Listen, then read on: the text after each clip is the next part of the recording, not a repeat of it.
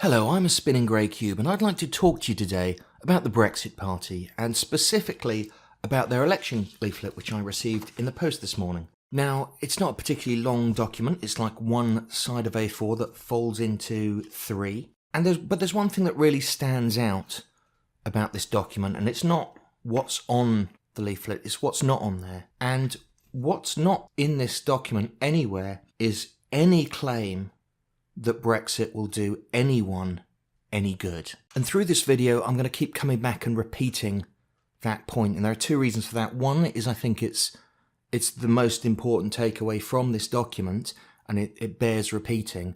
And secondly, because I haven't actually written the script for this in advance, I'm more or less just talking off the top of my head, and then we'll be editing it down a little bit afterwards. So there's a very good chance that I'll repeat myself because I've forgotten what I said earlier. So I thought what I'd be able to do with this is sort of go through line by line and debunk any arguments or claims made about Brexit or about the EU in this document.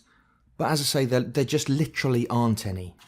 So let's go through this. It starts with a letter from Mr. Farage. It says, these European elections were not supposed to happen. In June 2016, 17.4 million people voted to leave the EU, the biggest democratic mandate in history. Now, of course, that's true, but is that your only argument? You're not saying that there was any reason why they were right to do so. Then he says, after 25 years of campaigning for Brexit, I believed we had won. Now, Nigel, that isn't true, is it? Because we remember when the polls closed, you went on TV and announced that Leave had lost. And that caused a boost in the value of the pound, which of course then dropped when the actual result came out. In fact, it was the largest drop in the value of the pound against the dollar, I believe, in history. And overnight, it dropped the UK's economy from the 5th to the 6th largest economy in the world. Then later it transpired that some hedge funds, investment banks, whatever, had done their own private exit polling and were already aware at that point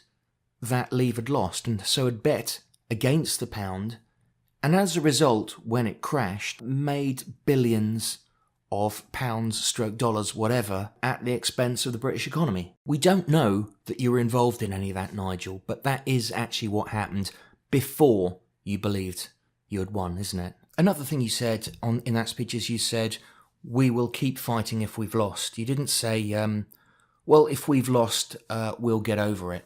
And you also suggested that possibly one of the reasons why you'd lost was that the government had extended the deadline for people to register to vote, which is an odd thing to complain about for someone who seems to think now that they are a champion of democracy, isn't it? Back to Nigel's words anyway. Almost 3 years later, the government and MPs have betrayed Brexit. However you voted in 2016, we all care about democracy, dislike seeing our great nation humiliated. Yeah, that's fair. This battle is no longer about the EU. We must fight back against our failing MPs who have defied 17.4 million of us. Their two-party system cannot cope with Brexit. Politics is broken. Enough is enough. So, yeah, fine words. It's not about the EU, apparently. Then why are you called the Brexit Party? Whatever. The Brexit Party seem to be distancing themselves from Brexit. Now, I saw their big launch party they had earlier in the week, and somebody stood up and they were doing like callbacks, shouting, Brexit, what does Brexit mean? Brexit! Apparently Brexit doesn't mean Brexit now. I mean, I thought it was a bit sad at the time. How shit a politician do you have to be stealing catchphrases from Theresa May? But apparently Brexit no longer means Brexit. Now Brexit means democracy. UKIP are obviously no longer the party of Brexit either. Apparently they're now the party of rape jokes. Yeah, that was a wise electoral strategy. So anyway, it continues in this vein. We need to change politics for good. Let's put the principles of trust, honesty and integrity. Do you remember the bus? Trust, honest and integrity? The bus, Nigel. The bus. This is about more than Brexit. It's about what kind of country we are. May the 23rd can be the start of a new future for British democracy. Now, this is nuts. They're actually asking you to vote. They want us to leave the EU before the EU Parliament sits. A new start to British democracy. Vote in the EU elections so that we can leave the EU and your vote will be ignored. Marvellous. Apparently, that's the future of British democracy. So that's Nigel's statement. Then there follows a little soundbite from a bunch of their better candidates down here, and then across over the page as well. So I've tried to do a little bit of research on each of these people. So let's work our way through them. The first that comes up is Claire Fox. She is probably the most famous of these people. Unfortunately, mostly because there have been these stories floating around about her supporting the IRA and people's right to view child pornography. Those two stories about her you've probably already heard. They've been quite widely disseminated. They've been dismissed by the Brexit Party basically as just sort of ad hominem attacks, which is not quite the same thing as disputing them, but anyway. Another one I found when I looked her up was that she used to be the co-publisher of Living Marxism, a magazine that was forced to close down after they accused ITN of faking footage of the Bosnian genocide. So that's Claire Fox. Her quote is, "Left-wing Democrats should vote to deliver the referendum result." Now, okay, but wouldn't it be much better if you had the chance to vote on it in a second referendum, when you actually had the chance to reflect on whether what was offered in the deal from the EU, or indeed in no deal, actually fulfills any of the promises made during the Leave campaign? Next up is June Mummery, who's listed as fishing industry. So she's basically a sort of fishing industry activist. I don't know whether she's actually got a job. I don't know much about her. I looked her up on the internet. What I found on Twitter somebody describing her as the Ann Coulter of Lowestoft. Got no idea whether that's fair, but it is funny. She says we must take our waters back, restore our coastal communities. Now, respect to her here, she is the only person anywhere on this leaflet who says anything which even comes close to implying about there being some sort of positive from Brexit. She's the only one that even tries that. The fishing industry thing is kind of complicated. There are much more well-informed YouTubers to ask about this.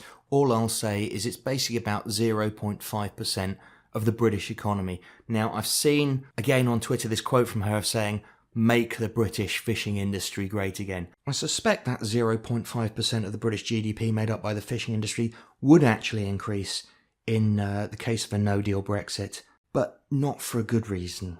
Okay, next up, Joel Chilako is listed as a medical student. He says, "We need to keep our democracy intact for future generations." Now, Joel, you're a medical student. Due to Brexit, you will probably be aware that the NHS is absolutely hemorrhaging doctors and nursing staff. If you're a medical student, Joel, the least you can do for the damage you have done as a Brexit supporter is to finish your studies and become a doctor and not an MEP. Over the page now, we have Ben Habib, who's listed as CEO of First Property PLC. Now, First Property sounds like a company that builds buildings. It's not. It's actually a financial services industry. I mean, it's a property investment company, but it is financial services still, though. So if you wonder if I've got something in for the financial services industry, yeah, I sort of have, because there was this thing called the 2008 banking crisis. Basically, it made nearly everybody in the world poorer. If you're wondering whether it made you poorer, basically you can ask yourself this question: did the 2008 banking crisis make me 10 million quid richer? And if the answer to that question is no, then it probably did make you poorer. He says, "I do deals for a living. Taking no deal off the table is bonkers." Ben, in your career as a professional deal maker, how many times have you walked into a room intending on making a deal that is worse than the deal you already have? Because that's what's happening here. And in that situation, would it at all be bonkers to take off the table, staying with the deal you already have? Next up, Caligulania. Sorry, I read that wrong. Annunziata Rees-Mogg. The Conservative Party has failed to deliver Brexit and damaged trust in our democracy. Again, no reflection on the EU there, on whether staying in it is a good idea. I saw Annunziata on TV actually, and what amused me about her was the fact that her accent is just that of a normal middle-class southerner. She sounds nothing whatsoever like her brother Jacob, which almost makes you think that maybe one of them is a completely fake made-up personality. I mean, it's possible they both went to separate boarding schools and they only saw each other and their family about 3 times a year, and that's the reason why they have completely different accents. But enough stuff about Jacob, because she's a real person. Let's treat her as a human being, not just an adjunct to her brother. Here's a story about her. She apparently joined the Conservative Party at age 5. She joined the Conservative Party at age 5, then she got to the age of 40 and she suddenly had an epiphany and decided they weren't right-wing enough for her. Delightful. Next up, their party chairman, Richard Tice, he says our country deserves better leadership. Well, that's pretty anodyne. Nobody's going to disagree with that. Again, nothing to do with the EU or Brexit. Finally, we have James Glancy, CGC. He is listed as here a decorated Royal Marine, extreme sports enthusiast, and wildlife TV presenter. I fought for our country. I'm not prepared to see it humiliated, he says. To be honest, if you don't want to see the country humiliated, perhaps politics isn't for you. I mean, if you're into extreme sports, surely you must know some Australians. Haven't you noticed that for the first time in their country's entire history, they have something better to take the piss out of us for than the cricket? If you want to prevent the country from being humiliated, and you're a sportsman, and you're a trained killer, surely the sensible way to spend your time would be assassinating the German football team instead. All that's left there are 3 big headline statistics. It says 83% of Labour MPs back a second referendum, as of course does Nigel Farage on and off when it suits his purposes. 92% of Brexit voters feel betrayed.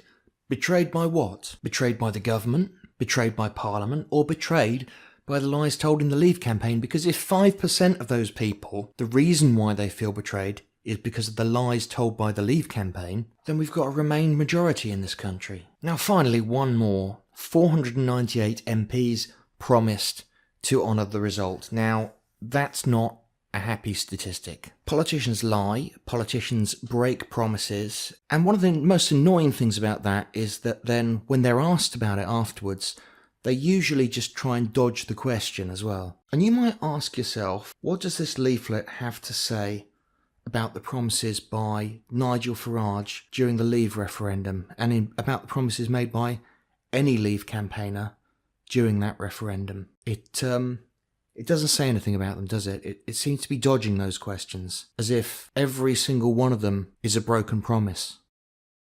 So there you have it, a line-by-line breakdown of everything that's been said in a document that says nothing. You read between the lines and what you see is a document that says, above all, loud and clear, the only reason to still support Brexit is stubbornness. It's not going to make you better off. It's not going to give us more jobs. It's not going to cut immigrants. It's not going to give us immigrants of a different colour if you care about that. It's not going to make us safer from terrorism. It's not going to give us better trade deals, cheaper food. It's not going to take back control. What it's going to do is it's going to shift power from the European Parliament, which we in part elect, to places like the US and China, who will gain power over our trade, over our economy, and of course over our food safety laws. It's not going to have no effect on the Good Friday Agreement or peace in Northern Ireland. Instead, it's going to have no effect on peace in Northern Ireland apart from like one murdered journalist. So far, there is nothing good about Brexit. But that doesn't matter, because it's not about Brexit anymore. It's about democracy. And democracy is all about not being allowed to change your mind. Even when people lied to you so much that they can no longer pick out a single thing they've ever said which still holds water. Anyway, this has been a Spinning Grey Cube. If you hate everything I've said, by all means drop me a dislike and an insult in the comments.